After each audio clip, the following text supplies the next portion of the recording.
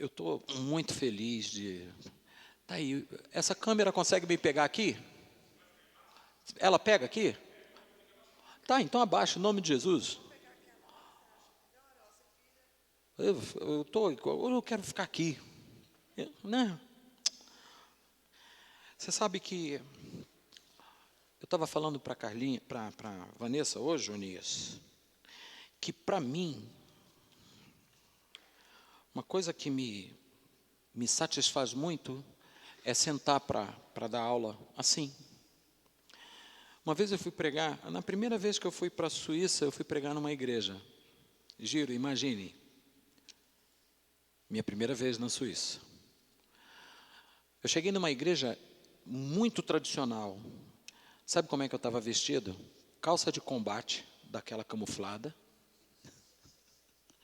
sandalhão e uma bata branca e uma bolsa atravessada assim. Quando me apresentaram para a apóstola da igreja, ela me olhou de cima e embaixo. E o Senhor tinha dito que eu ia confrontar o espírito da religiosidade na Europa. E Ele me mostrou como é que era esse cara, numa visão. Aí, beleza. Cheguei lá. Quando me deram a palavra, eu disse assim, bom, vamos fazer um negócio aqui? Eles disseram o quê? Eu falei, eu quero uma cadeira.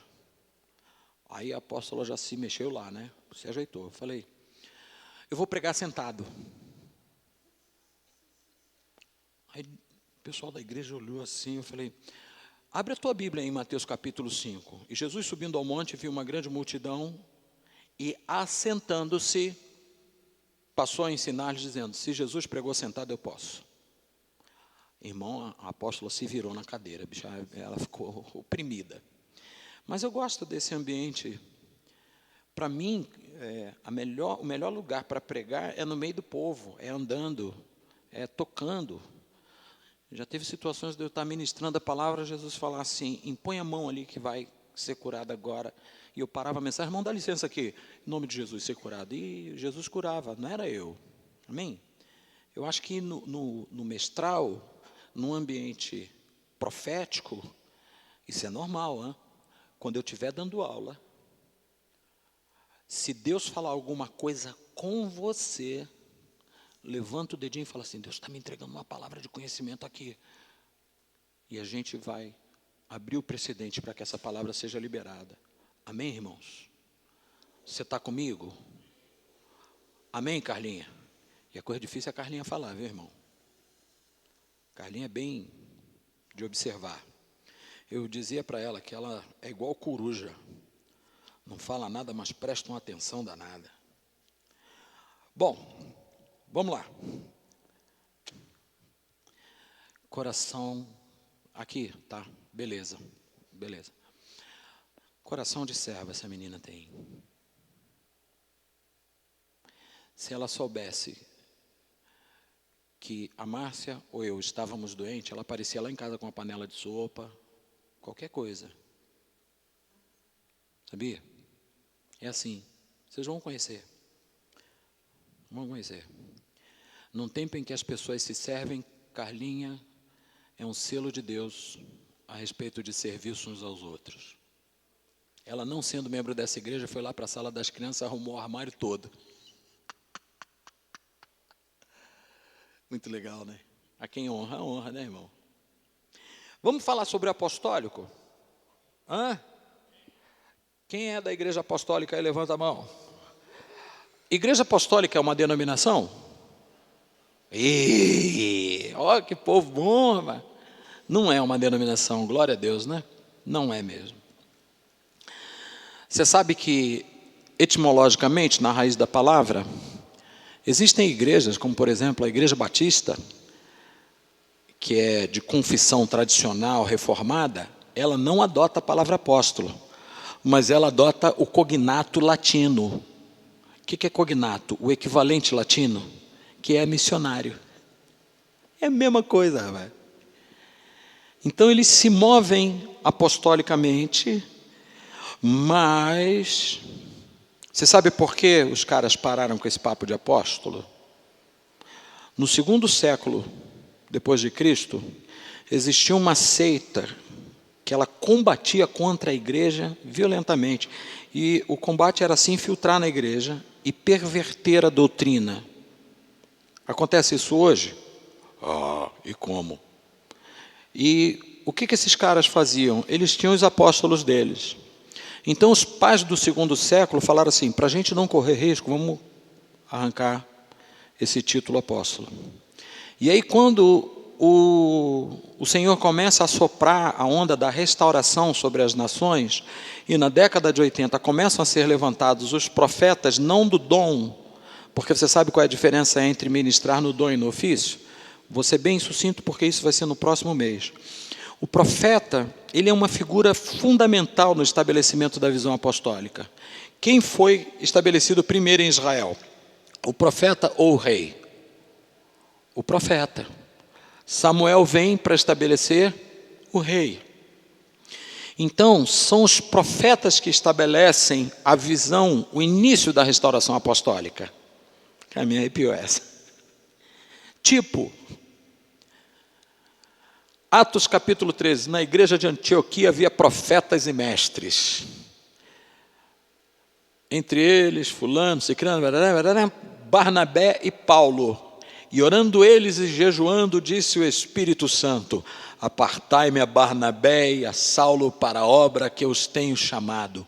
O comissionamento apostólico de Paulo se dá num ambiente onde havia profetas e mestres. Então, os profetas, eles chegam para trazer uma direção e os apóstolos executam esse processo. São chamados ofícios de fundamento. Tá? Isso aí a gente vai passar em textos bíblicos agora. Aí, quando você chega na história de Israel, você vê que os profetas, eles chegam antes para estabelecer as figuras apostólicas que vão entrar no período dos reis. Não existia rei que não fosse ungido por um profeta. Era necessário que um profeta estendesse a mão sobre o rei. Quando a gente pensa nos ministérios apostólicos sendo restaurados na atualidade, o ofício que foi restaurado antes do apóstolo foi o profeta. Aqui no Brasil, então, eu vou te dizer alguns, até dos Estados Unidos. O pai do nosso apóstolo, o Rony Chaves, ele foi apartado ao ministério profético a partir de Morris Cerullo.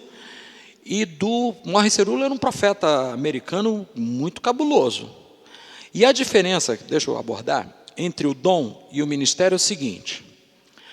O dom profético, ele se manifesta numa esfera. O ofício profético numa dimensão. Como é que funciona isso na prática? O profeta, ele vai profetizar para exortar, consolar e edificar. Essa é a profecia no exercício do dom, que é 1 Coríntios 12, 13, 14. Onde a palavra profética é liberada sobre a igreja para exortar, consolar e edificar. E o profeta de ofício, aí você corre lá no Velho Testamento, você começa a ver alguns profetas que se moviam no ofício. O cara olha e fala assim, segundo a minha palavra, não chova. Ele não está profetizando conga, cesta básica para ninguém. Nem você vai ganhar uma casa própria. Ele está fechando os céus e está abrindo os céus. Ele está estabelecendo direção governamental, destituindo. Profeta Jeremias, por exemplo, ele é profeta de dom ou de ofício? Ofício. Porque ele olha e diz assim, Deus olha para ele e fala assim, eu estou te estabelecendo para plantar e arrancar, edificar e derrubar. Então, quando a palavra profética vem sobre o Jeremias, vem com um peso para a nação. Profetas de ofício falam para a nação. Profeta de dom fala para pessoas, por isso que um fala em dimensão e o outro fala na esfera.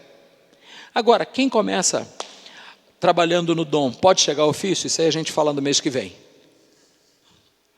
Mas o que eu quero te dizer é que, com relação ao apostólico, na figura do apóstolo, como a gente veio estudando desde o Velho Testamento, eu quero continuar a nossa aula perpassando, falei bonito, hein? Por aqueles caminhos que a gente começou a ler na semana passada. É importante que você leia o e-book. O texto que a gente meditou na semana passada foi Gênesis 1, 28 e Efésios 4, 11. Alguém, por favor, abra ou ligue a Bíblia em Efésios e outro em Gênesis.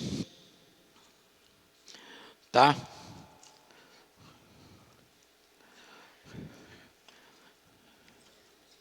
Gênesis 1, 28. Já ligou aí, Onias? Efésios já pegou? Então você vai ler Efésios. Você vai ler Efésios. Quem é que pode me ajudar lendo Gênesis? Quem? Fátima. Efésios 4, 11. Primeiro você achou Efésios, né? Fala aí. Vai.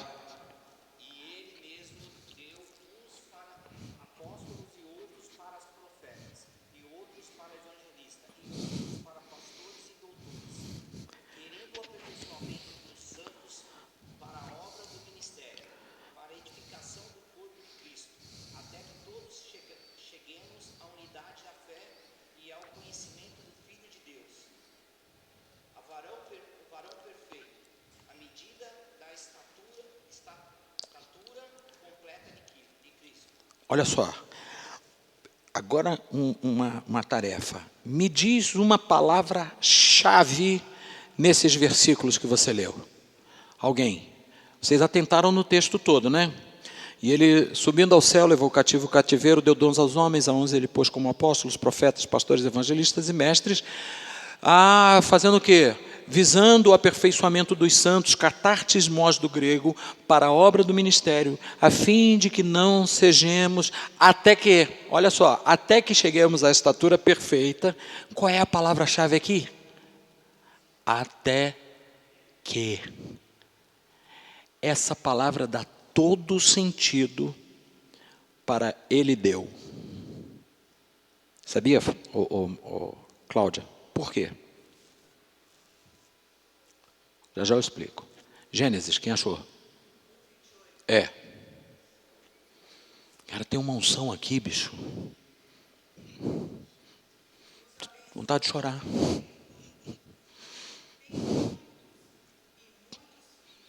Não, Gênesis 1, 28. E ele os abençoou. Você está lendo tenham muitos filhos, né? Tá, é que é uma versão nova. Desculpa, eu estou velho. Lá no Ceará o pessoal aprendeu mesmo essa parte aí.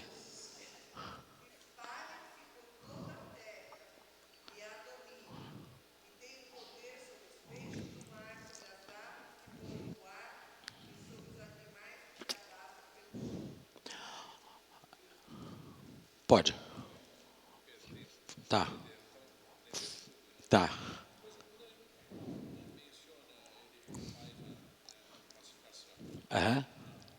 Primeiro ele colocou os apóstolos, profetas. Não, porque a linguagem da época era o grego koiné, não era o latino. O latim. Então, ele escreve as epístolas em grego. E a palavra em grego, embora o latim seja uma língua falada no Império Romano, mas a expressão era muito usada no grego koiné, que era a língua comum de todo o Império Romano. Então, quando ele usa a palavra para falar, ele não escreve em latim, ele escreve em grego koiné, que não é o grego clássico, é o grego português do Brasil, vai. Né? Tem o português de Portugal, ora pois, e tem o... E aí, galera? O grego koiné é o e aí, galera. Então, ele usa a palavra hipostelos, que a grafia dela, se você olhar, é bem parecida com a escrita em português. O chamado missionário vem quando você faz a tradução. Pode sentar por aqui, Vanessinha, aqui nessa mesa aqui, se quiser. Val. O chamado missionário, a palavra missionária, ela entra exatamente a partir da introdução da língua latina. Porque você encontra essa palavra em italiano, que é raiz latina, você encontra essa palavra em português e você encontra essa palavra em espanhol, missioneiro. E que ela significa a mesma coisa que apóstolo. O significado é o mesmo. A diferença é que as igrejas de origem reformada, que abraçaram as doutrinas da Reforma Protestante de 1517, quais são essas igrejas? Presbiterianos, metodistas, batistas, eles abraçaram o conceito dos pais da igreja do 2º século e do 3º século. Para esses caras não existiam mais apóstolos. Essa doutrina se chama cessacionismo. Diga comigo, cessacionismo. Que cessou. Inclusive, eles não acreditam que os dons do Espírito, Giro, se manifestem hoje. Dom de línguas, visão, revelação. Os dons de Efésios, de 1 Coríntios 12, eles não acreditam. Depois veio. Tá? Então, o que acontece? Os cessacionistas, eles não acreditam que esses dons do Espírito permaneçam, como também não acreditam que os dons apostólicos de Cristo, porque eu tenho uma análise assim, 1 Coríntios 12 fala dos dons do Espírito, Romanos 12 fala dos dons de Deus, que na verdade é a mesma pessoa, bem? Espírito, Deus, Jesus, mas Efésios fala dos dons do Cordeiro. Então, quando Paulo se coloca na expressão, ele deu, eu quero abrir um parêntese aqui para uma exegese do grego. Existe um tempo verbal no grego chamado auristo. Ele não acontece em nenhuma outra língua. O que é o auristo? É um tempo verbal que não tem tempo, Van. Então, seria como se a tradução correta, Vitor, fosse a seguinte: ele deu e continua dando. O verbo dar em grego é eduquem. Então, se a gente fosse traduzir esse termo, como ele está escrito no grego, seria assim: e subindo aos céus, levou cativo o cativeiro, deu dons aos homens. E continua dando, uns para apóstolos, uns para profetas, por quê? Até que... Agora arrepiou. Porque se a gente olha a estatura da igreja hoje, a gente pode dizer que ela já chegou? A estatura perfeita? A unidade da fé? Então a gente está precisando que esses 5 ministérios trabalhem, porque eles trabalhando juntos, eles tiram a igreja da infantilidade para colocá-la no lugar que Deus designou. Porque Deus já está olhando a noiva para o filho, hein? Desde lá de trás. Amém? Então a igreja precisa ter esses 5 ministérios efetivos na igreja.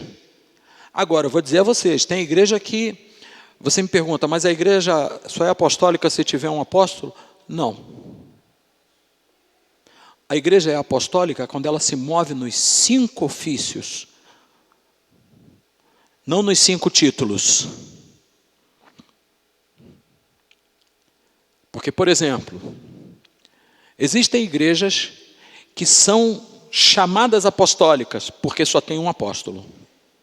Mas você não encontra nem profetas, nem mestres, nem pastores, nem evangelistas. Mas tem um apóstolo, que se veste de pano de saco, o pessoal chama até de Fred Flintstone, de vez em quando. Hein? Você fez alguma ligação? Não, né?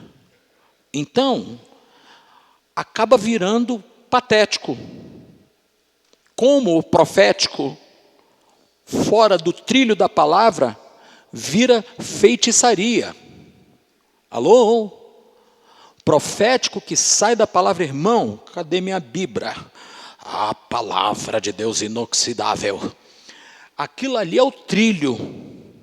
Apóstolo que não caminha nesse trilho, está fora. Profeta que não profetiza segundo esse trilho, está fora. Então, como igreja apostólica, a nossa intenção, o nosso chamado é para andar segundo as Escrituras. Aí eu digo para você, você sabe qual foi o primeiro nome da Assembleia de Deus no Brasil?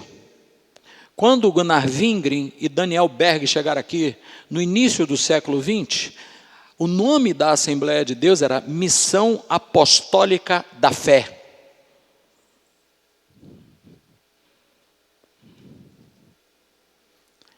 Teve um cara na Assembleia de Deus de Madureira que eu tive a honra de ser apresentado quando criança pelas mãos desse homem ao Senhor, chamado pastor Paulo Levas Macalão.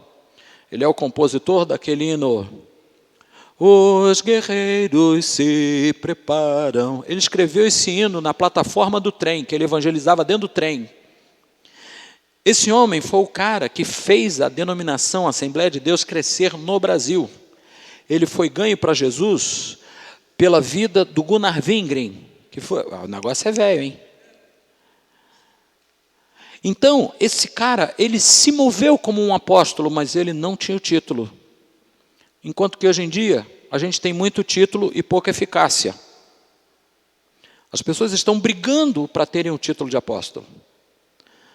Tem um sujeito numa região do nosso país que ele cobra, e é famoso, não sei quantos R$1.000 para deitar óleo apostólico sobre a cabeça de alguém. É mais fácil ali no mercado comprar uma lata de lisa e virar, porque é caro. O apóstolo ele sabe quem é, e ele bateu de frente com o cara. Eu vi o nosso apóstolo sendo convidado para uma unção apostólica desse rapaz aí, que ele queria ungir 2.000 apóstolos. O Arles mostrou o e-mail para nós, a gente está numa reunião apostólica aqui, dos apóstolos e tal. O Arles mostrou o e-mail e falou assim, respondeu, isso não é caldo de cana. Isso não é produção industrial. Por quê? Apóstolos, pastores, profetas, evangelistas e mestres não se dão para a igreja. Eles são dados para a igreja. Existe uma mão soberana que pega, chama esses caras. Irmãos, eu vou dizer uma coisa para você.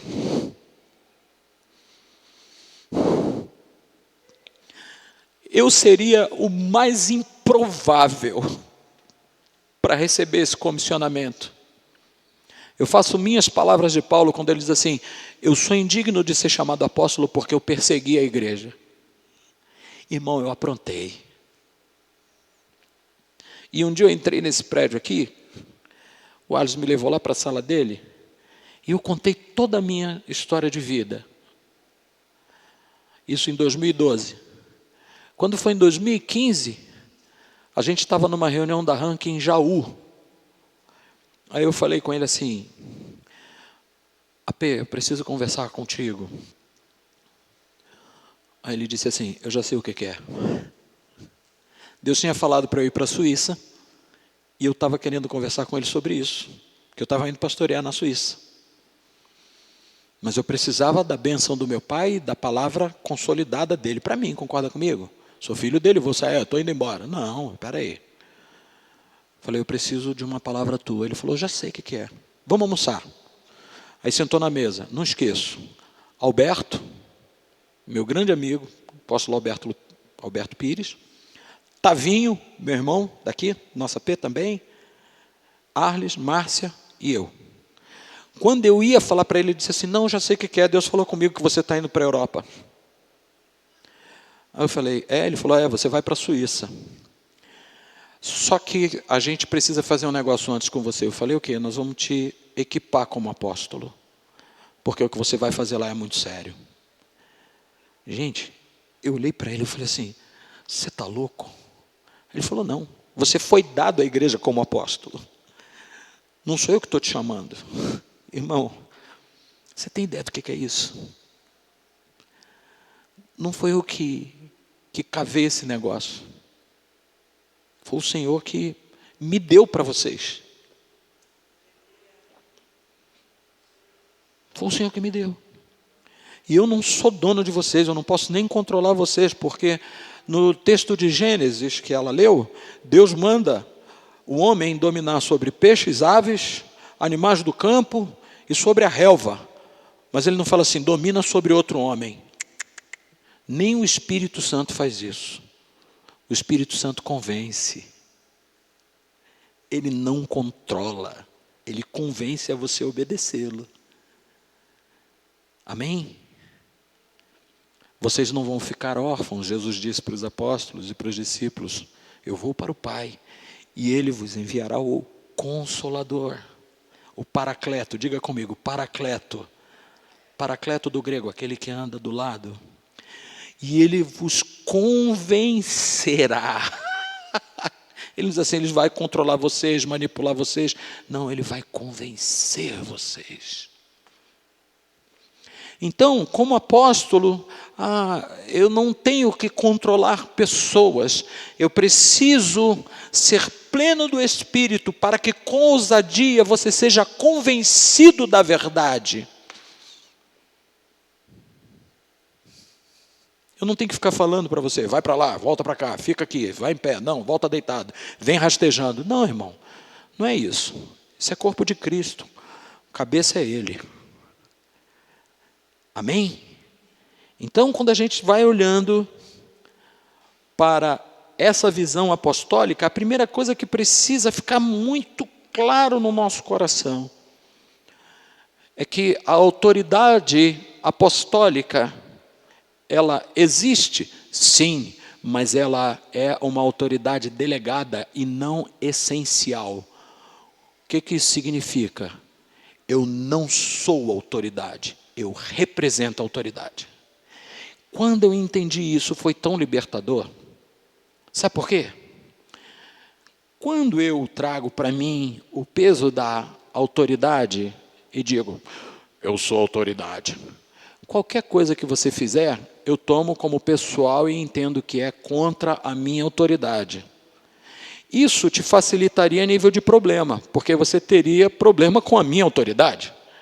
Mas, como a autoridade que eu tenho é representativa, se você tiver um problema comigo, não é comigo.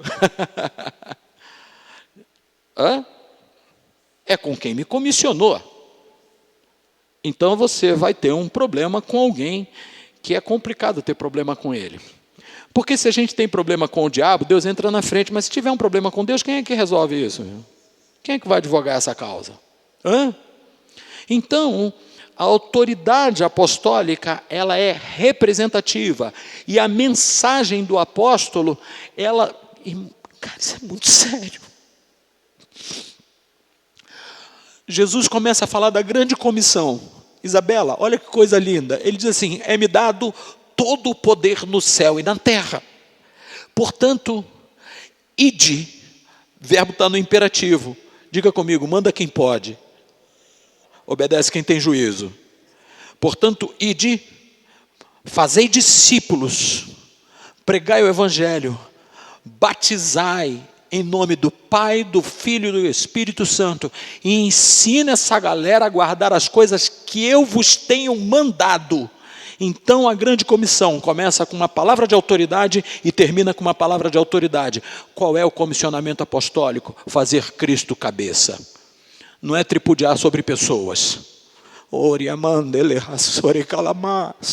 Não é ficar falando para você porque você não vem no culto domingo. Você é um perturbado. Não, cara, se você não vem no culto domingo, te resolve com Deus. Você vai ter um papo com Deus. Não é ficar me devendo obediência no sentido de subserviência. Entendeu? Não é isso, cara. Deus sabe. E Deus tem a capacidade de compreender coisas que a minha cabeça de samambaia não vai ter. Então, por isso que essa compreensão da autoridade representativa, ela me traz leveza. E eu sou felizão com isso. Aí as pessoas ficam assim, pastor, eu respondo, oi. Apóstolo, oi. Só não pode me chamar de santista. Aí eu vou ficar mudo. Por misericórdia até falou. Mas o que eu quero te dizer é que para mim, na minha no meu entendimento, a visão apostólica não está atrelada a título. Amém? Você imagina... eu estou saindo um pouquinho do roteiro porque eu estou debaixo de um negócio aqui muito doido. Eu estou igual o Arles Domingo. Abre a tua Bíblia em Efésios 2:20. Olha que coisa interessante. Irmão, estou tremendo todo, cara. Me explica isso. Estou tremendo igual bacia em mão de cego. Jesus Cristo. Achou? Então, lê aí, Eunice.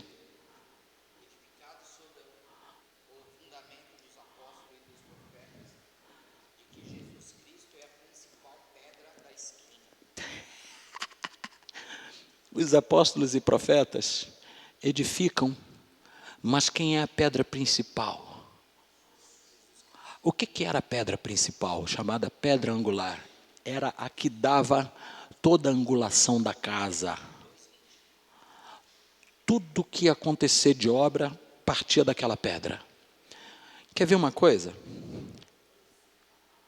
Existe uma doutrina, 2:20. Existe uma doutrina que fala sobre a supremacia de Pedro enquanto apóstolo, e ela se baseia no discurso de Jesus em Cesareia de Filipos, quando ele pergunta: o que dizem os homens acerca de mim? Aí disseram que isso é Lula, outros disseram que isso é Bolsonaro, disseram que isso é... e tal, e ele falou: e vocês dizem o quê? Os caras não... aqueles grilinhos, né? Pri, pri, pri, pri, pri. Aí o Pedro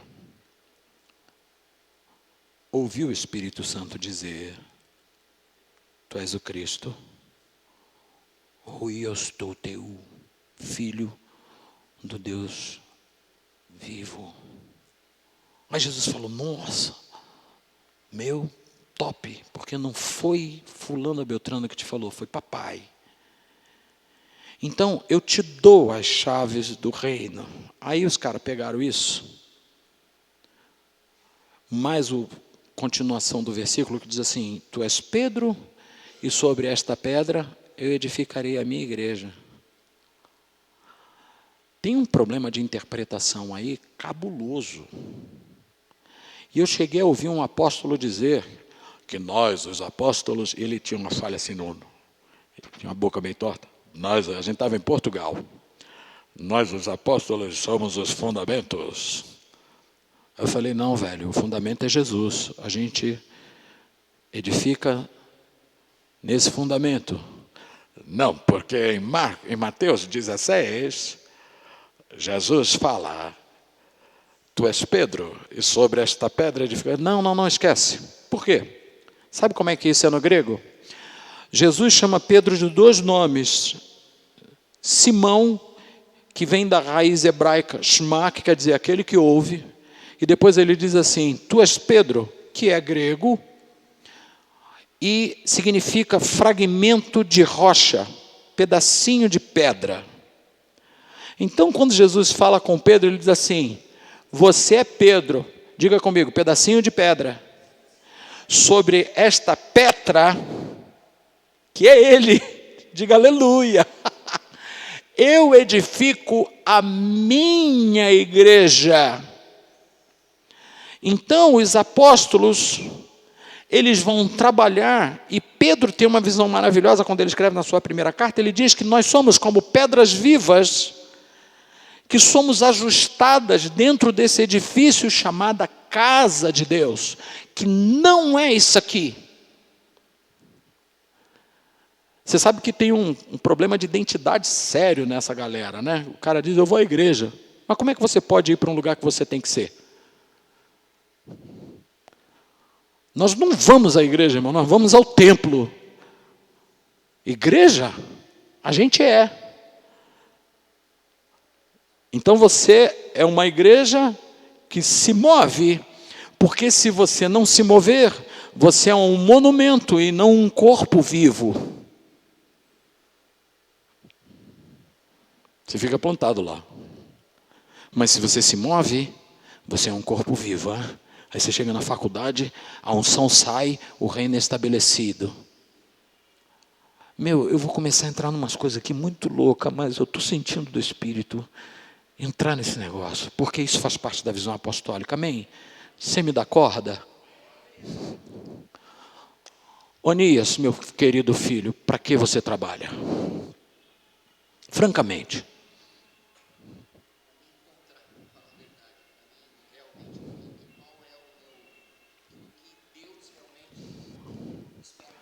Rapaz, tem um cara tocando bidis forte aí fora, né? Sangue e fogo. Isso me lembra a época que eu tocava em baile. Van, nossa querida empresária do ramo de modas, Val, para que você trabalha?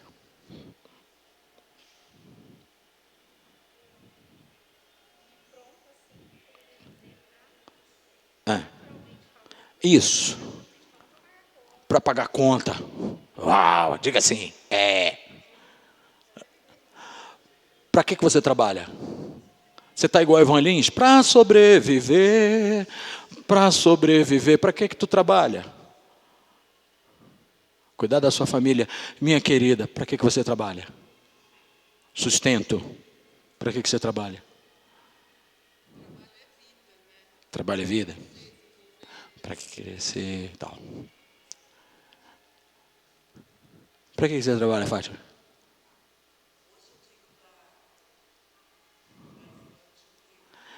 Presta atenção numa coisa. Está o Adão e Eva lá no paraíso.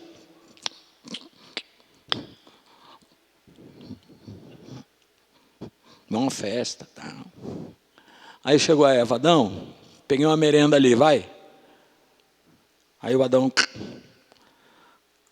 Aí o Eterno vem. Cadê vocês dois? A gente percebeu que estava nu.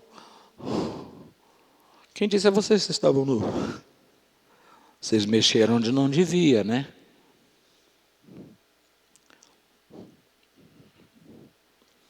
Adão, maldita é a terra por tua causa. Do suor do teu rosto comerás o teu pão. Traduzindo, você vai trabalhar muito para comer. A tradição hebraica diz que Adão era dotado de uma capacidade sobrenatural. Pensa na cabeça desse cara para botar nome de bicho. Quantos bichos tem? Você já percebeu que barata tem cara de barata? Olha que sabedoria, irmão. Já pensou ele chamar barata de elefante? Não dava. Que capacidade intelectual. A Bíblia fala que o jardim do Éden tinha um rio que se transformava em mais 4. Nós temos uma bacia hidrográfica. Pensa na extensão territorial disso. E Deus falou para Adão assim, cultiva a terra. Para capinar meio metro de terreno, a gente já fica numa canseira miserável, rapaz. Imagina para cultivar aquilo ali. O cara era forte. E aí, quando ele peca, Deus fala assim, cara, você vai ter que suar para comer. Você vai trabalhar muito. E só vai dar para comer. Qual é a conclusão que eu chego? Que trabalhar para comer é palavra que está sob quem não recebeu a graça de Deus. E aí trabalha para comer. Por quê? Quando chega no Salmo 127... o Senhor fala pela boca do servo dele assim, se o Senhor não guardar a cidade, se o Senhor não edificar a casa, em vão trabalham os que edificam. Se o Senhor não guardar a cidade, em vão vigia a sentinela. Inútil vos será acordar cedo, repousar tarde, comer o pão que com dores granjeaste, pois aos seus amados ele dá enquanto dormem. Pastor, o senhor está dizendo que a gente tem que ser vagabundo? Não. Eu estou dizendo que você tem que ressignificar o teu trabalho, porque agora você está debaixo de uma unção de graça e de salvação. Então as coisas na tua vida, elas passam a deixar de ser em função de você para ser em função do reino. Então agora você trabalha para que, como psicóloga, você seja a melhor do mundo e estabeleça o reino de Deus através do teu trabalho. E aí de quebra você paga as contas.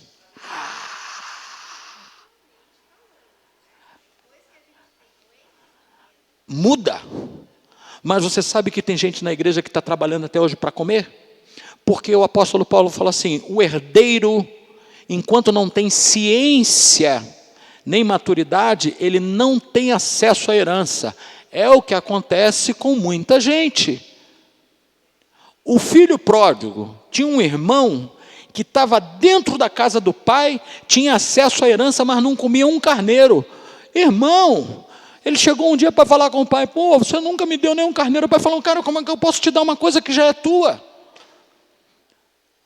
Então, como igreja do Senhor Jesus, nós estamos aqui para equiparmos uns aos outros.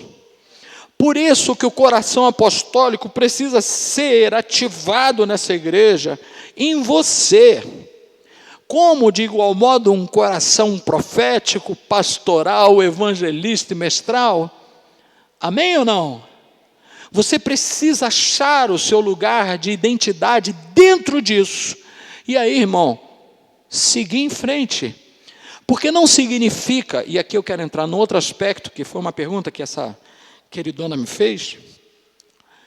As pessoas às vezes acham que para você ser apóstolo, você tem que ter uma igreja grande. Ou tem que ter um anel. Eu vou ter que vender esse anel. Porque eu cheguei lá na Suíça, me apresentaram um camarada, aí ele falou assim, nossa, o senhor é um apóstolo? Eu falei, sou. Aí ele falou, deu para ver o anel. Eu falei, cara, o que tem a ver uma coisa com a outra? Se o ladrão me roubar esse anel lá no Brasil, eu deixo de ser apóstolo, é isso? E olha que é bem possível, né? Principalmente no Jacatirão, né, Carlinha?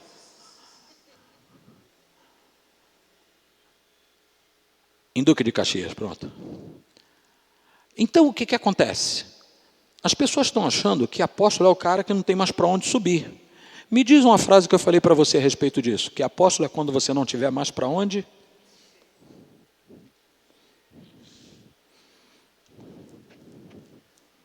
Sabia, Euni? Você acha que o Arles, na condição que ele foi criado, no acesso que ele teve,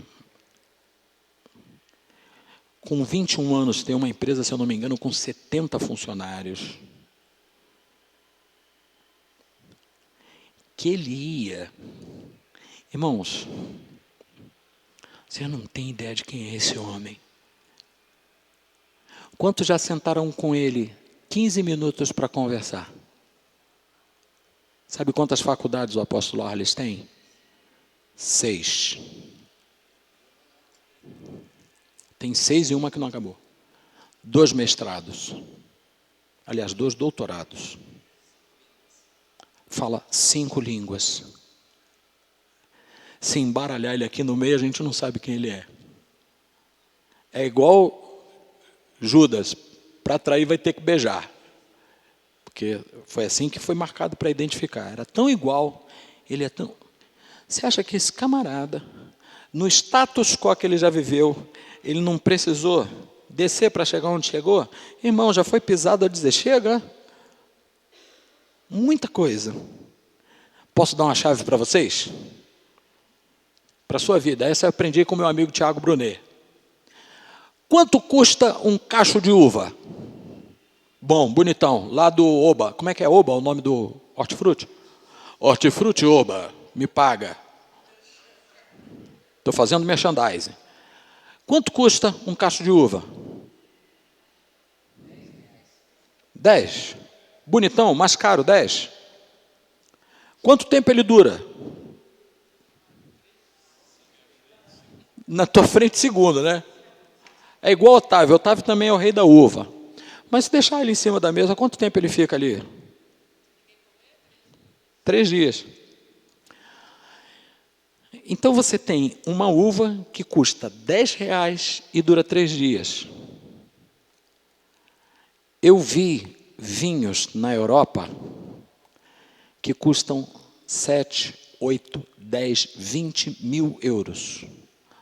O que é o vinho? Diga, a uva transformada.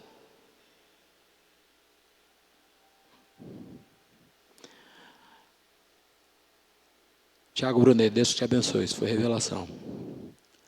Então, o processo de transformação aumenta o valor. Agora, qual é o processo de transformação da uva? Por isso que Isaías 53 diz que... E aí você pega algo que foi pisado e é transformado para exceder em valor. Imagina hoje como é, para mim, que transgredi tanto a lei de Cristo. Aí depois, quando eu me converti, no ano de 2002, um dia eu vou dar esse testemunho para vocês. Quando eu me converti em 2002, em 2007 eu fui conduzido ao ministério pastoral. Em 2015 ao ministério apostólico, onde a minha família não tinha credibilidade nenhuma em mim por causa da vida que eu vivia, drogado. Eu, careta, era doidão, irmão. Aí hoje, o meu irmão foi consagrado ao ministério pastoral dia 30 agora. Eu não pude ir. Sabe quem ia ser o pregador da noite? Eu. A minha irmã é teóloga. Ela olha para mim e fala assim: apóstolo, na igreja que eu mais prevariquei, eu fui convidado para pregar no aniversário. Mas o processo de transformação demandou passar pela prensa. Azeitona, quanto é que custa uma azeitona? Um pacotinho daquele plástico? R$5. Irmão, tem azeite que custa R$800. Mas por quê? Porque a azeitona, ela é submetida a uma pressão violentíssima. E quanto maior a pressão, melhor a pureza do óleo. E ele é chamado azeite extra virgem. Acho que é por isso que o apóstolo Paulo declarou que a nossa leve e momentânea tribulação não há de se comparar com o peso de glória que vai ser revelado. Então são essas coisas que trazem clareza para a visão apostólica, sabe? É você saber que você está num lugar para ser transformado, pisado de boa, irmão, pisado de boa, a palavra é essa, ser pressionado. O apóstolo Paulo, na carta aos Coríntios, segunda carta, capítulo 4, ele diz que em tudo nós somos atribulados. Essa palavra no grego quer dizer pressionado. Mas a gente está saindo um perfume dessa história. Conhece a mirra? A mirra, para exalar perfume, precisa ser pressionada. Então, essas coisas, elas emergem da palavra para nos posicionar com clareza numa visão. Você não está aqui por acaso, irmão. Você não vem à igreja. Você é igreja. Eu não sou o apóstolo. Eu fui chamado pelo Senhor para gerar uma consciência de reino de Deus. E a consciência do reino de Deus começa por serviço. Você quer saber, quer medir o nível da autoridade de alguém? Não olha para o tempo que ele tem na igreja, olha pelo nível de revelação que o Espírito Santo dá a ele. Aí você fala assim: nós estamos recebendo do Senhor.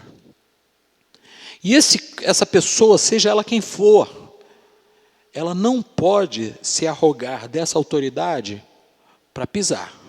Porque quem pisa é Ele. E Ele usa situações ao nosso redor para nos moer. E a gente dá glória a Deus. Amém, irmão? Lá perto da minha casa, na Penha, quando eu morava na Penha, tinha uma maquininha aquela de botar moeda, né? Que os caras ficam jogando. Quando o cara perdia, vinha assim: estou passando pela prova dando glória a Deus. E quando ele ganhava, aparecia: oh, glória. Nós estamos passando pela luta por essa perspectiva, para que de nós saia um bom perfume. Isso é uma verdade apostólica. Isso é uma verdade bíblica. Aí a Vanessinha me fez uma pergunta hoje: quais são as credenciais apostólicas? É ter uma igreja grande? Diga, não. É ter um anel de ouro? Não. Você lembra das coisas que eu te falei? Me lembra agora. Olha o que o Paulo fala. Porque Porque eu nada me propus saber entre vós, senão a Jesus Cristo e a esse crucificado. Aí a Nívia Soares e o Ademar de Campos cantam uma música assim: em nada me glorio. Como é que é essa letra aí? Senão na tua cruz, Jesus. A verdade, a primeira credencial apostólica é: eu não sou nada, Ele. Porque é a partir desse entendimento que as pessoas vão entender que precisam ter Cristo como cabeça. Entendeu, Onias?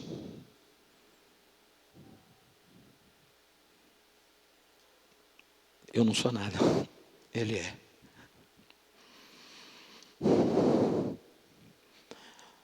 Eu lutei muito contra a soberba. Eu chegava nos lugares e eu queria ser notado. Até que eu já chego nos lugares e vou lá para o último banco. Eu fico igual o cara da escolinha do professor Raimundo. Mas já me achou aqui? Estou lá atrás. Eu tive uma reunião com um grupo de músicos um dia desse, aí a minha esposa falou assim: dá pouca opinião. Eu falei: não precisa nem falar. Eu vou entrar mudo e vou sair calado. Porque eu era muito cheio de opinião. Deus foi me amassando.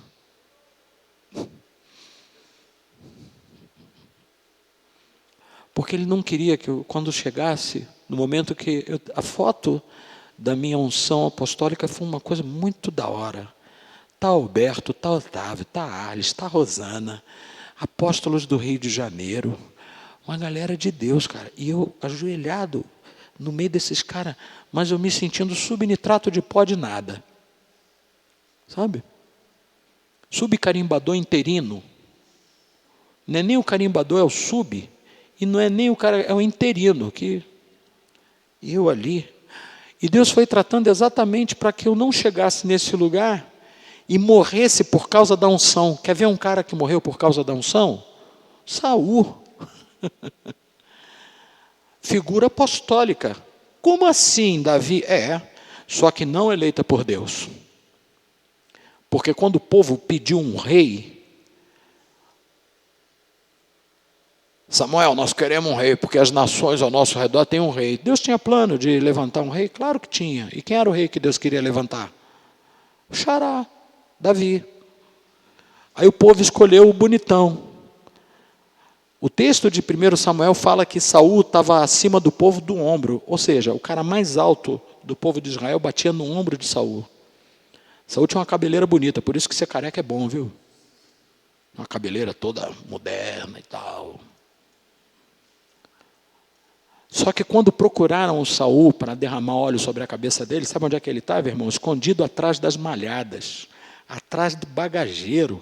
Malhada não, atrás do bagageiro. Tinha umas bagagens lá, eu vou me esconder aqui que eu não quero esse negócio não. Rapaz, sai daí, vem para cá, que você vai ser o capitão do povo. E aí ungiram esse cara. E ele persegue Davi por 17 anos. Ele não podia ver ninguém se aproximando do trono que ele mandava matar. A unção destruiu a vida de Saul, porque foi escolha do povo, não foi de Deus. Alguns dizem até que a vontade de Deus tem 3 aspectos: o sim, o não e a permissiva. Então digamos que Deus, vai. E aí acontece esse desastre. E aí quando ele morre, quem é que vai reinar? Aí quando você chega em Atos capítulo 13, se eu não me engano, o Senhor dá o seguinte testemunho: achei a Davi, homem segundo o meu coração, que fará toda a minha vontade. Cara, perturbado que era o Davi. Então quando você pensa em credenciais apostólicas, a primeira é: convém que eu diminua e ele cresça. Apóstolo não acende luz sobre a cabeça dele. Segundo, vou mudar. Apóstolo é pai. Então, ele não entesoura para ele. Ele dá aos filhos. Teve uma época esse ano passado que eu achei que eu ia morrer. Achei mesmo, que o negócio ficou preto lá para mim. Glicose dando maior trauma, não sei o quê, eu tinha que operar. Eu fui para o hospital operar naquele dia, já pensando assim, pô, não falei com Edgar Embó para fazer o seguro de vida, porque se eu morrer e a Márcia não tiver um seguro, vai ficar na lona. Estava preocupado com isso. Por quê? O pai quer deixar os filhos de boa, né? Sim ou não? Sabe o que a palavra diz? Que os pais entesouram para os filhos e não os filhos para o pai. Então, o apóstolo é alguém que gera uma herança para a geração seguinte. Outra credencial. Quem pode me ajudar? Antes eu tivesse pedido para você anotar. Essa é legal. A Bíblia fala que houve uma perseguição na igreja em Jerusalém e todos meteram o pé. Quem ficou? Os apóstolos.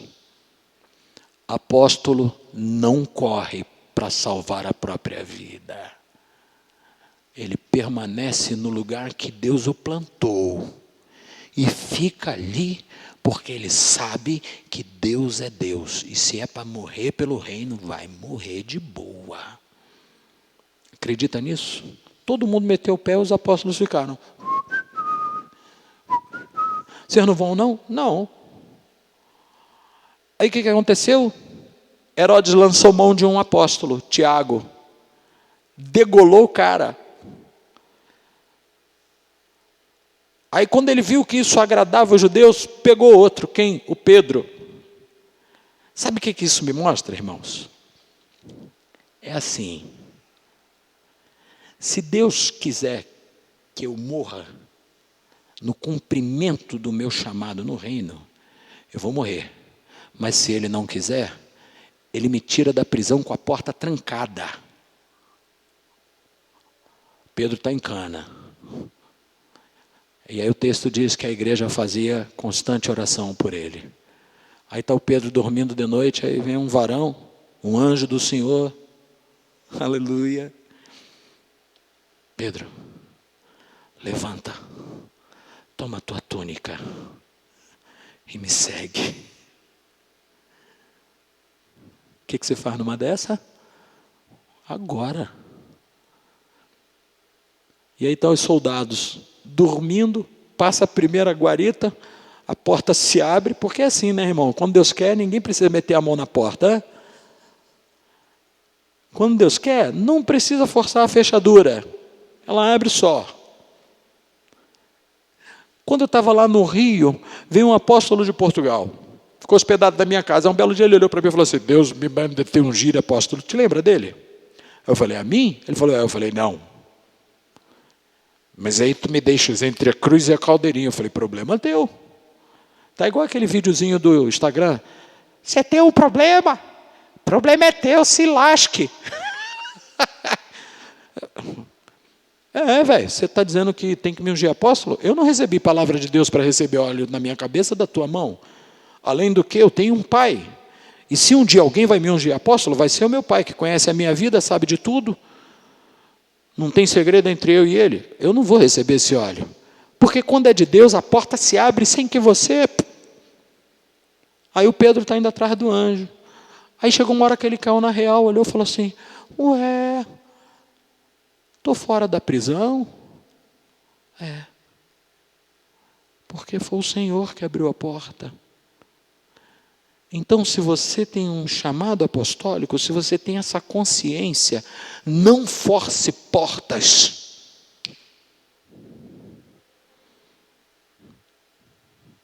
Não fica querendo fazer as coisas no fórceps. Gerar no fórceps. Não, deixa. Deus vai trazendo. Olha para a nuvem parou, para. A nuvem andou, anda. Posso ouvir um glória a Deus aí, irmão? Eu estou perturbado hoje. Quer ver outra credencial apostólica? Tenha consciência de que você não é dono da igreja, você é servo da igreja. Você foi dado à igreja. Então não queira as pessoas te bajulando. Sabe o que o Paulo fala? Ninguém pense de mim mais do que de mim. Veio de mim, ouve. O que ele quer dizer com isso? As tuas opiniões a meu respeito precisam ser resultados de uma convivência comigo. Não queira me bajular. E quando ele se apresenta às igrejas, ele diz assim: Paulo, apóstolo, servo de Jesus Cristo. Não é para ser bajulado. É para ser amado. Amém? Como você está aqui para ser amado.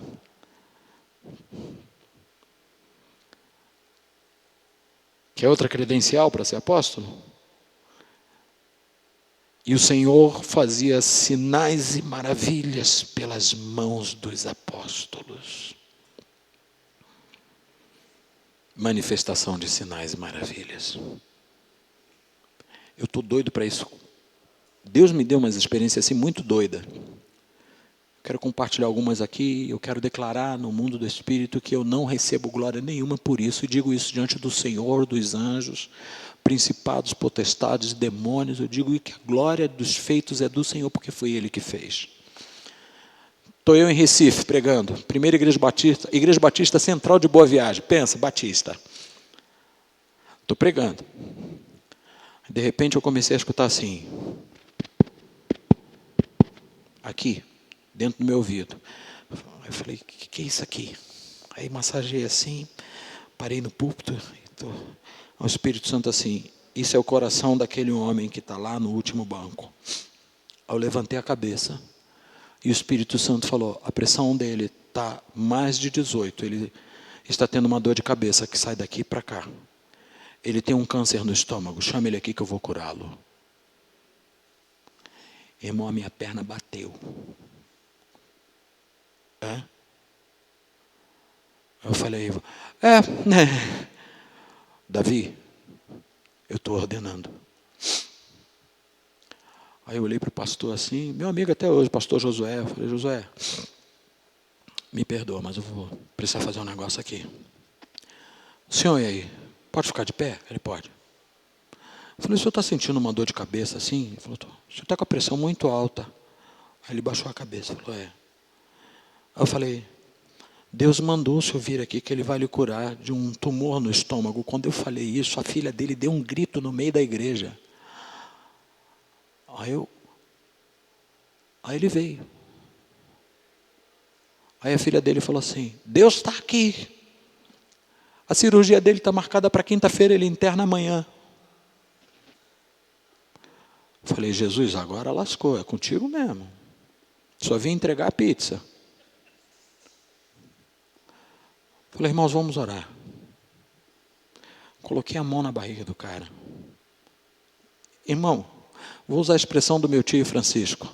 A minha boca ficou gigante. Falei, câncer. Seca.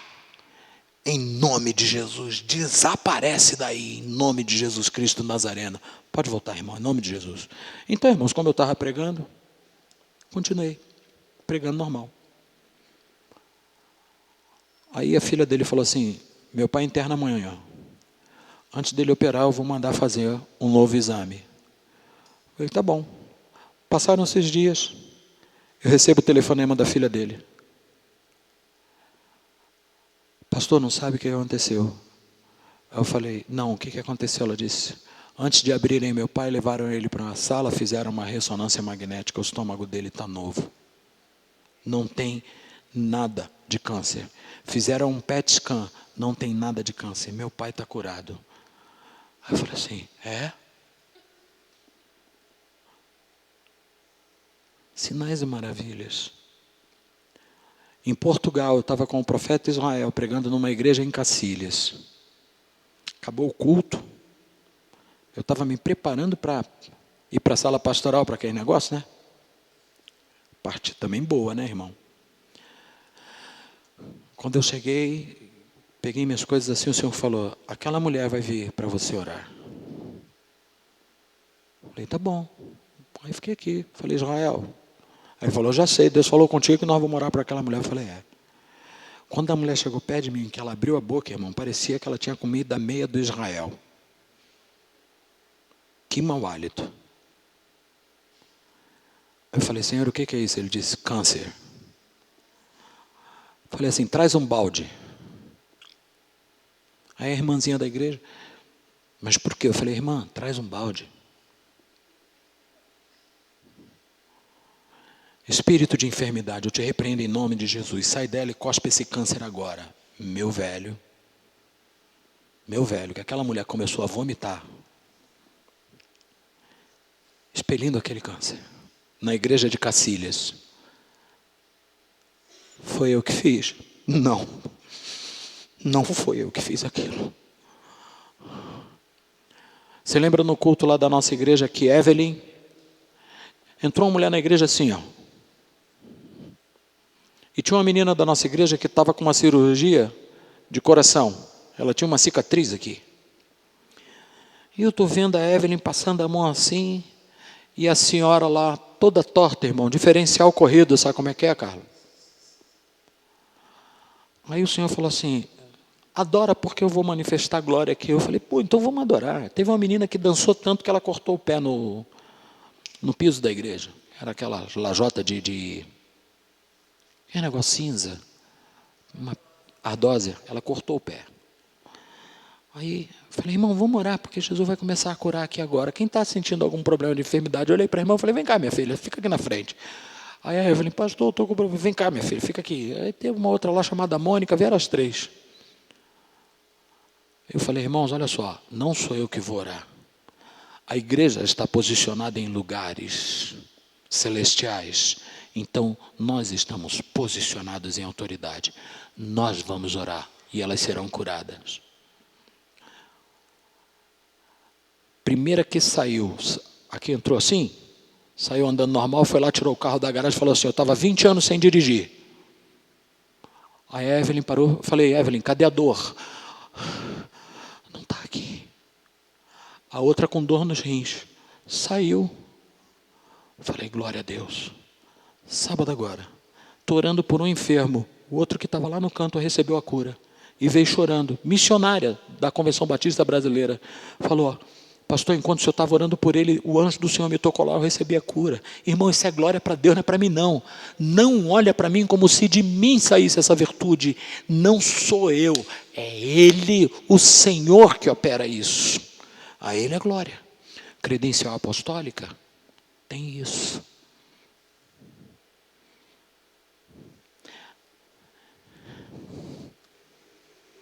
Sabe, irmãos, eu continuo devendo a vocês a explicação do e-book, mas eu acho que eu fui bem mais longe do que eu escrevi.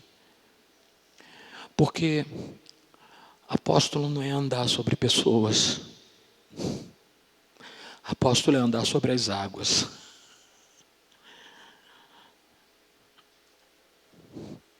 Apóstolo não pisa pessoas.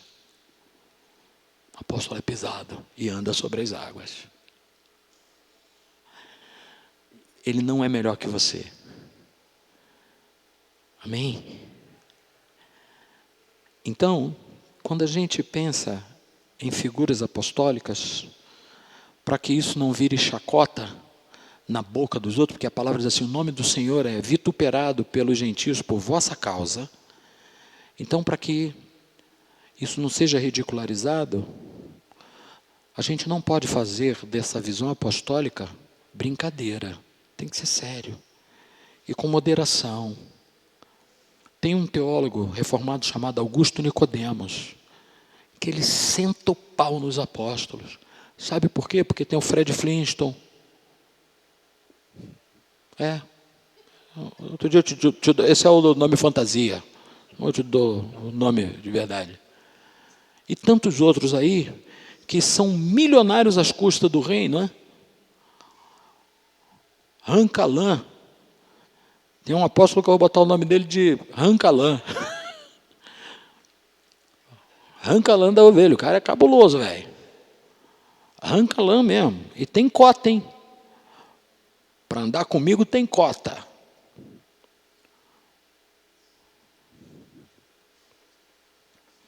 Então isso precisa ser sério.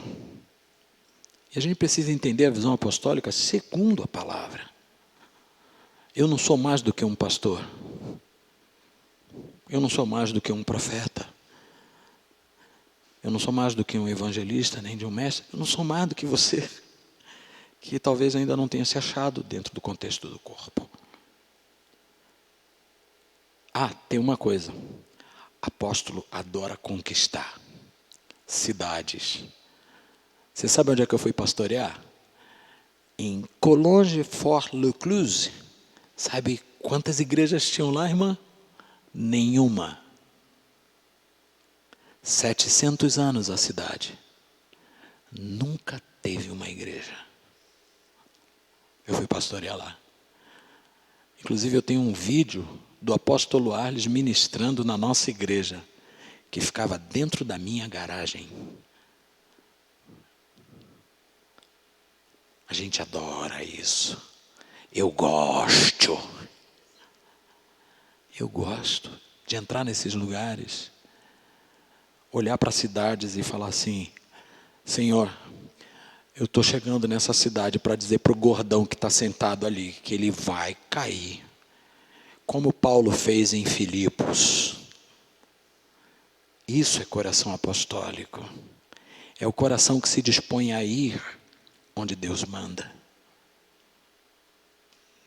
Alguém disse assim para mim: para largar tudo que você largou no Brasil e ir para a Suíça. Meu irmão, o meu neto estava no aeroporto gritando: vô, 3 anos, cara, apaixonado nele. Vô, não vai. Vô, não me deixa, vô. E ainda bem que eu não ouvi. A minha irmã disse que ele saiu correndo atrás e entrou dentro do setor da Polícia Federal. E eu já estava lá na linha de embarque. Porque se eu ouço, ia tremer, viu? Mas eu fui.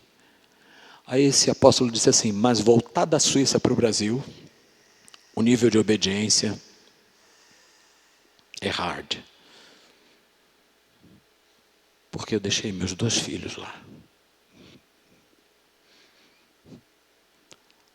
O Natan vai fazer aniversário agora, dia 28. E eu não vou estar com ele. A Raquel fez aniversário em agosto. Sabe como é que foi comemorado? Online. Ela juntou com a mãe, com as tias e com a outra irmã para ver filme na Netflix. Viram o mesmo filme e ficavam falando pelo telefone.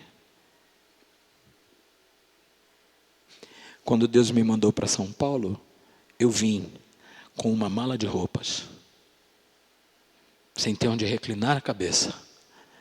E fui recepcionado na casa do Otávio. E fui morar num apartamento sem nada dentro. Mas eu falei: Senhor, o Senhor mandou, a gente veio. E agora? Ele fica quieto, deixa comigo. Está tudo mobiliadinho, bonitinho. Coração apostólico é isso. É ir onde Deus manda. Credencial apostólica, obediência. Amém? Era isso que eu tinha que entregar para você hoje. E eu estou muito alegre. Estou muito alegre. Porque eu consegui hoje dizer para você que eu não sou melhor do que você em nada. Eu estou aqui para servir ao Senhor e à sua igreja. Entendeu, Van? É isso aí que Deus mandou fazer e eu vou fazer. E como o apóstolo falou domingo, a gente não entrega rapadura. A gente vai até o fim. Alguém tem alguma pergunta? Hã? Alguém já disse na pedagogia que quando você não faz pergunta é porque ninguém entendeu nada, né? Não tem pergunta. Não dizem isso? Eu fico preocupado quando ninguém me pergunta nada. Falei: Jesus, será que eles entenderam? Vocês entenderam mesmo? Entendeu? Ivani? Val, entendeu? Giro? A gente conversa.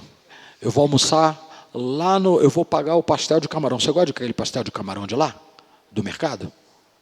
Gosta? Eu vou pagar para a gente conversar. É. Alguém deixou de entender alguma coisa? Deus seja louvado. Deus seja louvado. Eu quero orar. Pai eterno, o tempo é teu, os caminhos são teus, a nossa vida é tua. Senhor, nós estamos nesse ambiente aqui, onde eu não sou melhor do que nenhum dos teus servos e teus filhos. Senhor, eu dependo da tua graça para abrir a boca, para fechar a boca, para levantar, para andar. Eu quero declarar isso, Senhor, que nós dependemos do Senhor para todo e qualquer trabalho na tua obra. Nós não queremos edificar obras que pereçam no fogo, mas nós queremos fazer coisas que permaneçam. No dia do juízo do Senhor, as nossas ações sejam balizadas pelo teu Espírito e sejamos aprovados, Senhor, como obreiros que não têm do que se envergonhar e que manejam bem a palavra da verdade.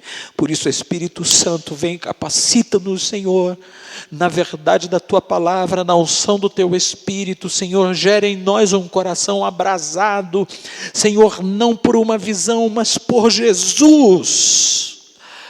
Pai, que a visão seja apenas o instrumento do abrasamento, mas que a nossa paixão e o nosso amor se voltem para aquele que nos resgatou e que nos comprou. Nós não fomos comprados por uma visão, nós fomos comprados pelo Senhor, e por isso nós nos colocamos, Senhor, diante da tua presença e dizemos: usa-nos, Espírito Santo. Ah, Senhor, levanta nesse lugar uma juventude, Senhor, poderosa no Senhor. Gente que faça o inferno tremer quando orar, que os alicerces das casas, Senhor, tremam diante da manifestação do teu poder, que as casas sejam demovidas, Senhor, do lugar do conforto, para que a tua glória seja manifesta em cada região dessa cidade. Torna-nos famílias fortalecidas no teu poder, a fim de que uma igreja poderosa seja levantada. Senhor, nós te pedimos para que cada um de nós aqui possa compreender o teu propósito e o nosso lugar no corpo de Cristo, pelo que fomos chamados, comprados e enxertados nesta oliveira. Pai, capacita-nos a entender o teu chamado para nós. Abrasa o nosso coração de amor por ti, em nome de Jesus. Abençoa o apóstolo Arles. Abençoa, Senhor, a pastora Lilian. Dá-nos um coração de filhos, Senhor, de filhos que se assentam para aprender com alegria e com sujeição ao teu Espírito. Alegra, Senhor, o nosso coração no meio dos combates e dá-nos a tua graça, pois oramos em nome de Jesus. Amém. É impressão minha ou tem uma unção aqui, meu?